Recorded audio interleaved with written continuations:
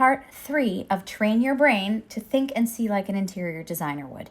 In today's video, we are talking about how did we get here as a designer. We're up to the part now where we've got payment handled, expectations set, design direction was approved, and we did our floor planning, and we are starting to do our speccing. Speccing is specification, specifying all of the things and elements and materials and details, because it's not just things, the details such as measurements that are going to exist in this space. And as I mentioned in the last video, documentation of this process is probably one of the most important things you'll do. If you're not properly documented, you're going to order the wrong size things, the contractor's going to install or stain or paint something incorrectly, and the lighting's going to be in the wrong place, the wrong kind of lighting, whatever it is, and it will be a huge headache for you, a potential financial liability as well, and not great for your reputation. But the most important thing I'm worried about for you here is your peace of mind. If you are organized from the start, that's where you'll be golden. If you need help with that, I have my old company's policy and procedure up as a tool on the website. I literally took our Bible,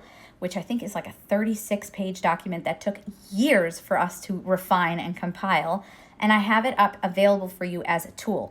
If you do the crash course, I think you get it for like 50% off or something. But if you want it here, I'm happy to give you a code. The reason that's so helpful is because it literally walks through every single step that my firm, my team, anybody on my team did, including customer service, throughout the entire lifeline of a project. So having that at your fingertips and understanding it from the beginning is very helpful. You can tweak it to what works for you because everyone and every firm is going to be a little bit different, but it'll help you not miss steps or misstep.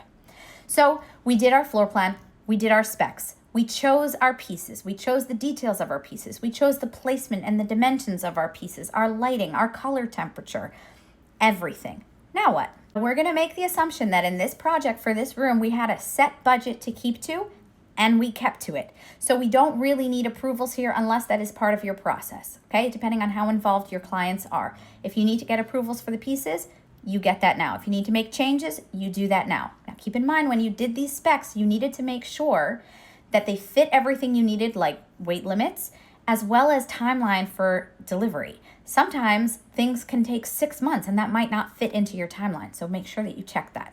But if everything's good to go and purchasing and project management is part of your process, you move into that stage now. And we'll talk about that in number 4. So come back, but first make sure you're following.